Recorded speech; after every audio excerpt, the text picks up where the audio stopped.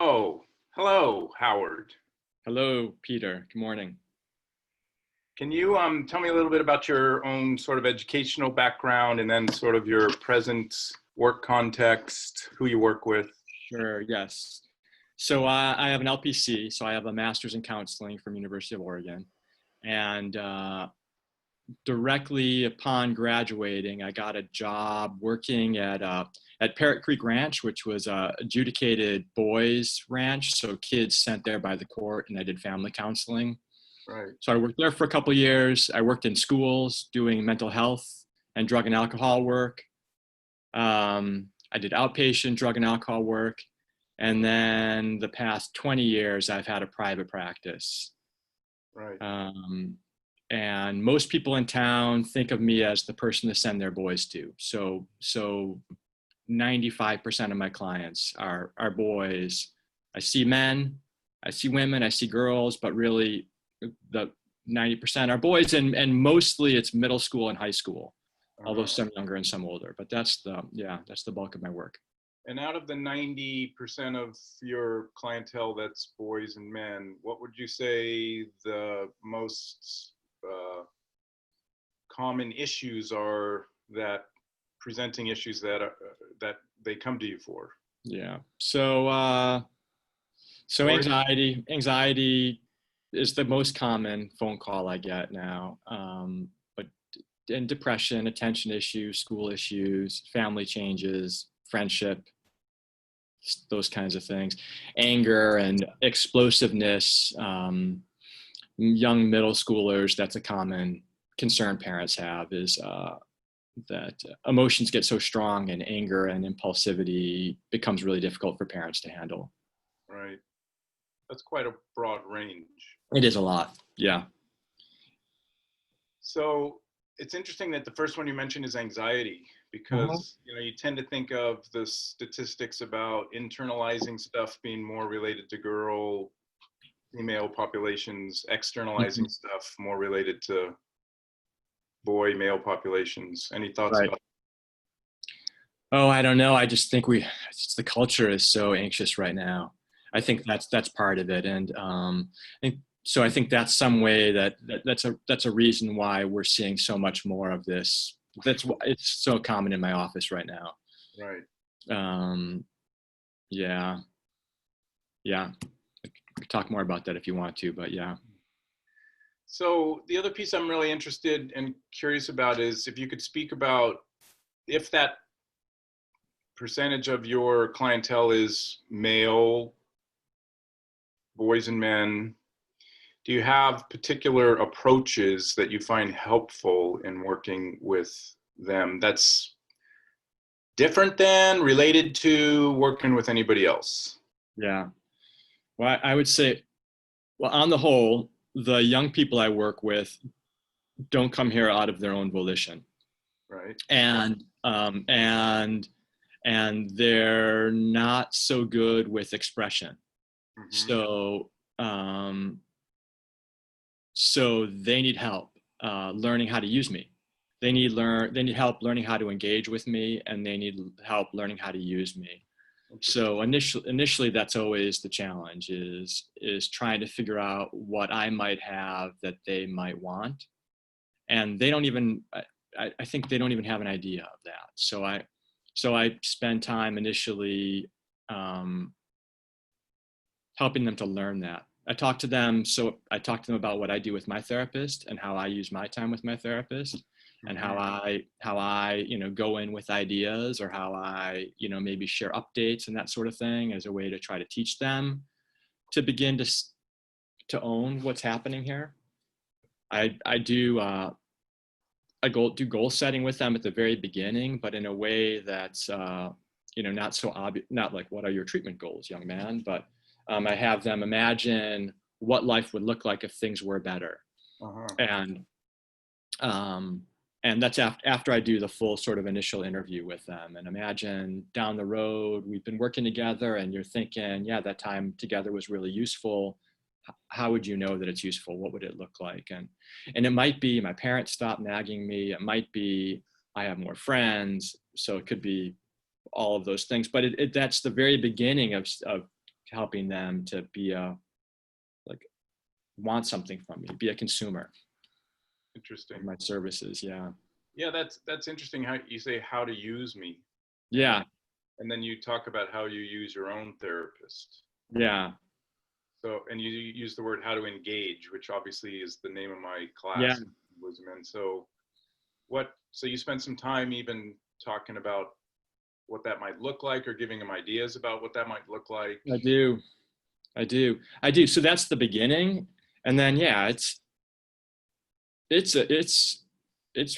for a lot of the boys I work with, it's a fairly continual process of working on engaging them. Right. And so then related to that is helping them to understand that they have a sense of agency over their life and their well-being.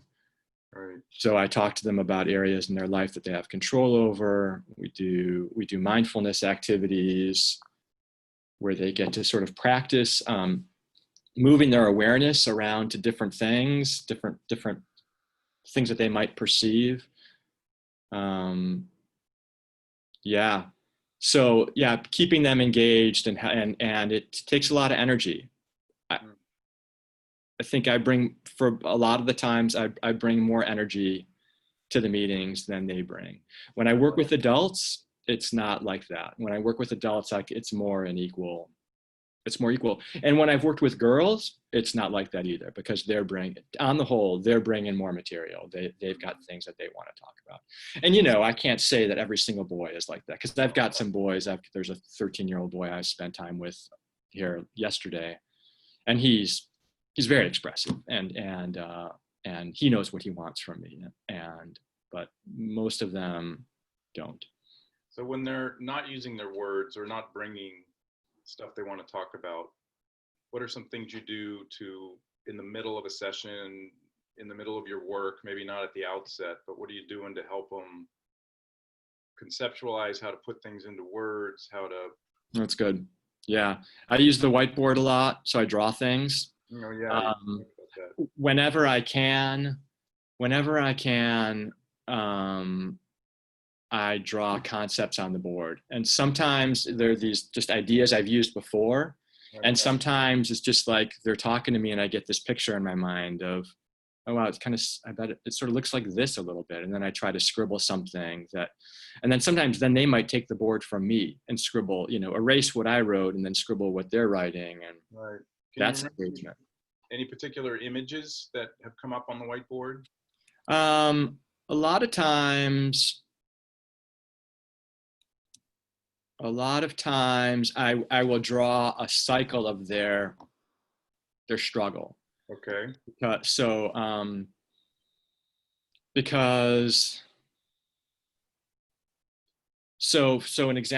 example might be school's difficult.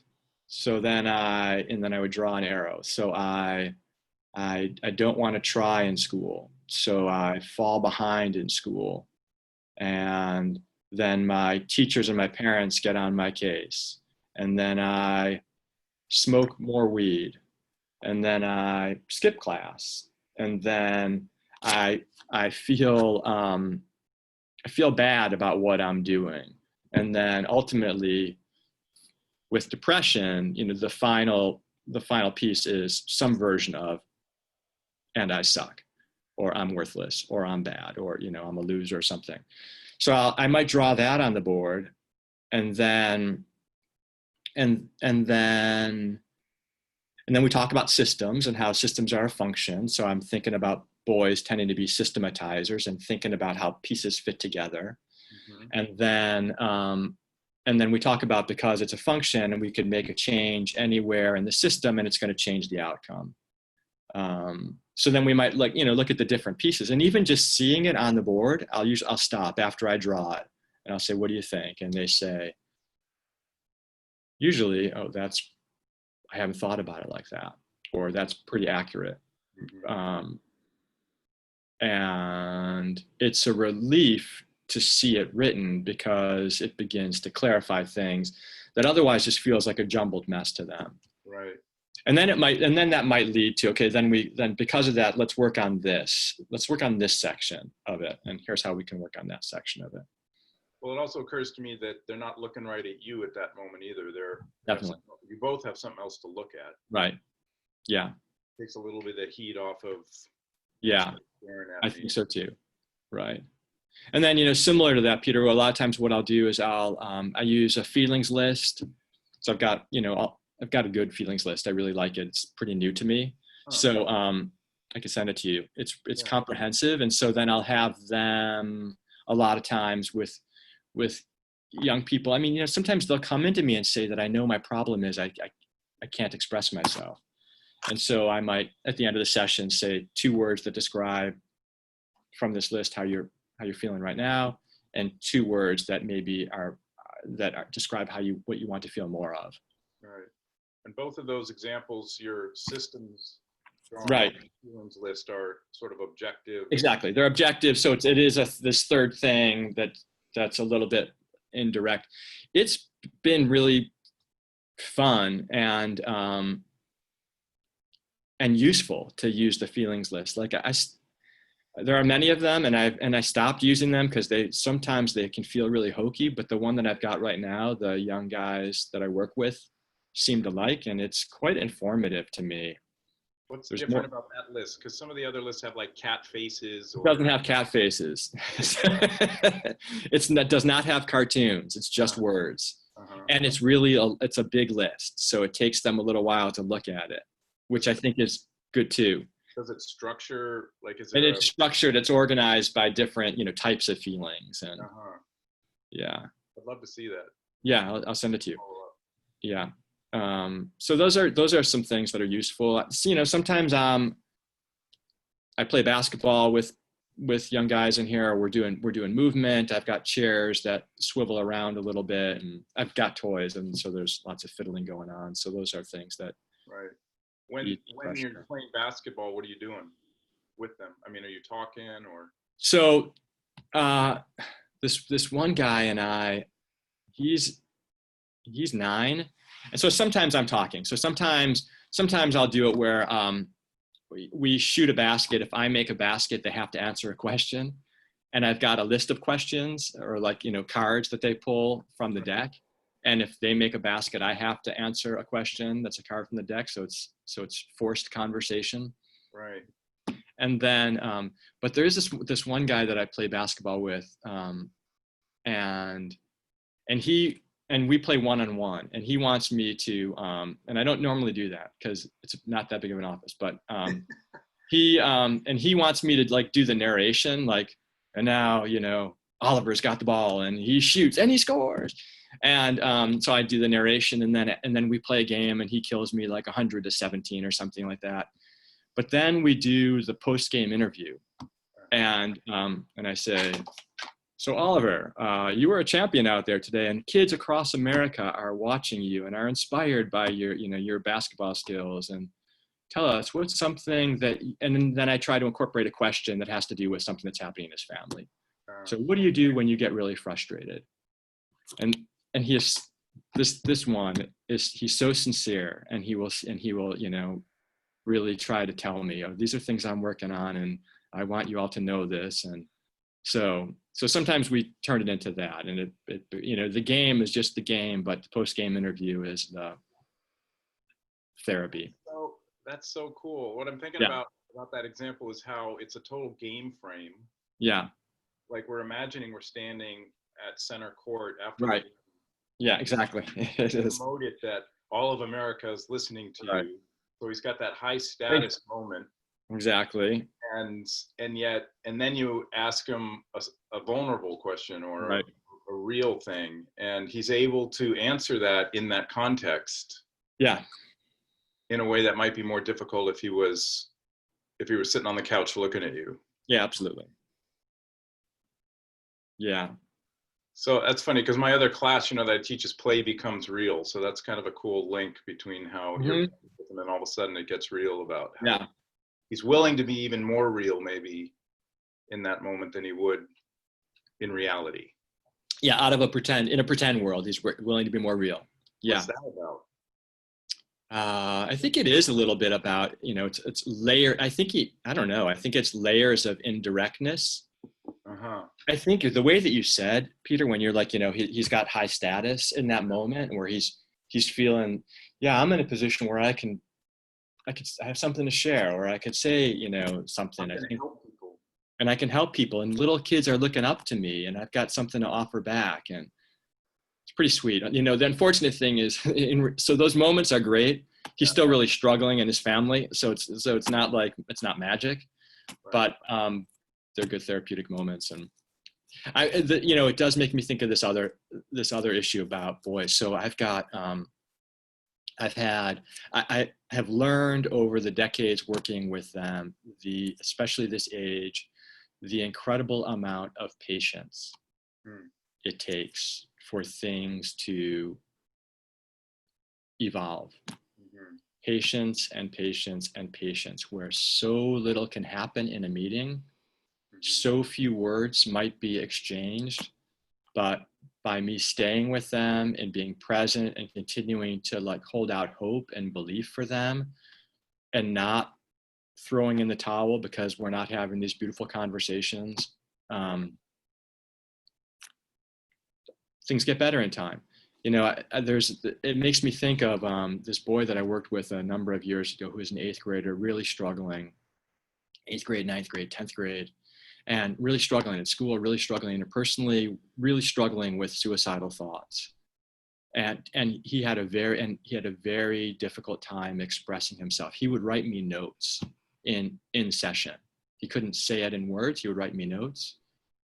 I've got this other boy that will send me an email sometimes, that because talking in my office is too difficult for him. But this boy that I'm talking about, I just hung in there. I hung in there and hung in there, even though there was so little happening. I kept with it. And I just got a email from his mom that he's gotten to college and he's doing really well. And he's got this longtime girlfriend. He's got this awesome opportunity to go abroad and study this thing he's really interested in. And he's my, the totem of patience, because it was slow going, and he was struggling. So what's interesting to me about that is one of the first things you talked about was how much you have to work. Yeah. And yet I also know that we've talked about, like, if we pursue boys too much, right, then they tend to recede from us. So right. It seems like you're holding that balance between, yeah, I'm structuring this and I'm working a lot, and yet I'm also being very patient. Right. At the same time. Yeah, that's right.